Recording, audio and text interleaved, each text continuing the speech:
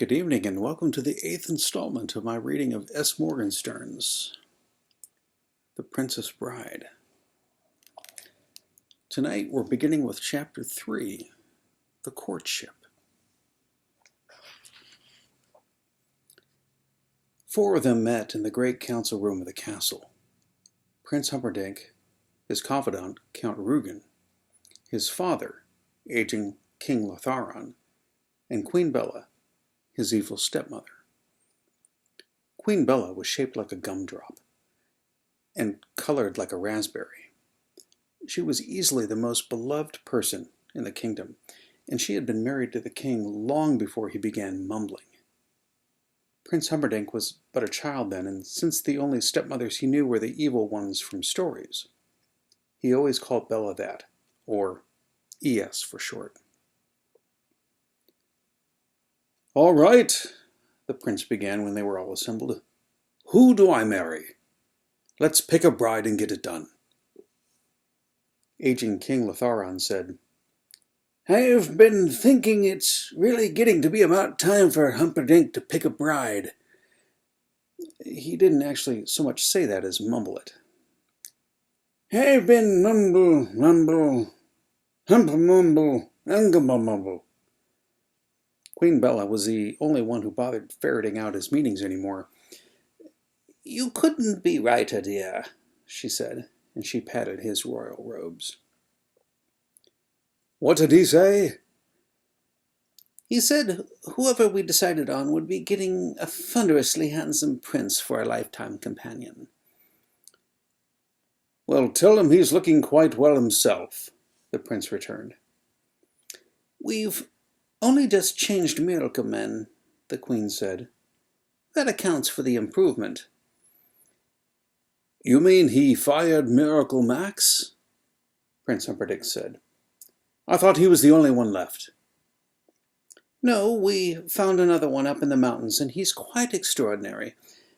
Old, of course, but then who wants a young miracle man?" "Tell him I've changed miracle men," King Lotharon said. Of course, it came out, "Tell Rumble, Rumble, Rumble, Rumble." "What did he say?" the prince wondered. "He said a man of your importance couldn't marry just any princess." True, Prince Humperdinck said. He sighed deeply. "I suppose that means Norina." "That would certainly be a perfect match politically," Count Rugen allowed. Princess Norina was from Guilder, the country that lay just across Florin Channel. In Guilder, they put it differently. For them, Florin was the country on the other side of the channel of Guilder. In any case, the two countries stayed alive over the centuries mainly by warring on each other.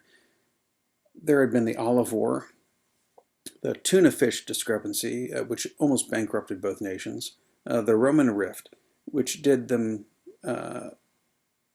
into insolvency, only to be followed by the discord of the Emeralds, in which they both got rich again, chiefly by banding together for a brief period and robbing everyone within sailing distance. "I wonder if she hunts, though," said Humperdinck. "I don't care so much about personality, just so they're good with a knife." "I saw her several years ago," Queen Bella said. "She seemed lovely, though hardly muscular. I would describe her more as a knitter than a doer. But again, lovely." "Skin?" asked the prince. "Marble-ish," answered the queen. "Lips?" "Number or color?" asked the queen. "Color, yes." "Rosish. Cheeks the same, eyes largish, one blue, one green." Said Humperdinck. "And form?" "Hourglassish, always clothed divinishly, and of course famous throughout Guilder for the largest hat collection in the world." "Well, let's bring her over here for some state occasions and have a look at her," said the prince. "Isn't there a princess in Guilder that would be about the right age?" said the king. Of course, it came out, Nonsense, humble. Are you never wrong? Said Queen Bella, and she smiled into the weakening eyes of her ruler. What did he say? Wondered the prince. That I should leave this very day with an invitation, replied the queen. So began the great visit of Princess Narina. Now, me again. Of all my abridgments to Morgenstern's version, I feel most justified in making this one. Just as the chapters on whaling and Moby Dick can be omitted by all but the most punishment-loving readers, so the packing scenes that Morgenstern details here really are best left alone. And that's what happens for the next, get this, 56 pages, 56 and a half of The Princess Bride. It's all about packing. I also include unpacking scenes in the same category, but what happens is just this, and you can check my math. Queen Bella packs most of her wardrobe, 11 pages, and travels to Gilder, 2 pages.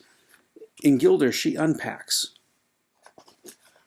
5 pages, and then delivers the invitation to the Gilderian Princess Narina, 1 page, and Princess Narina accepts, 1 page. Then Princess Narina packs all her clothes and hats, 23 pages, and together the princess and the queen travel back to Florin for the annual celebration of the founding of Florin City. That takes about 1 page.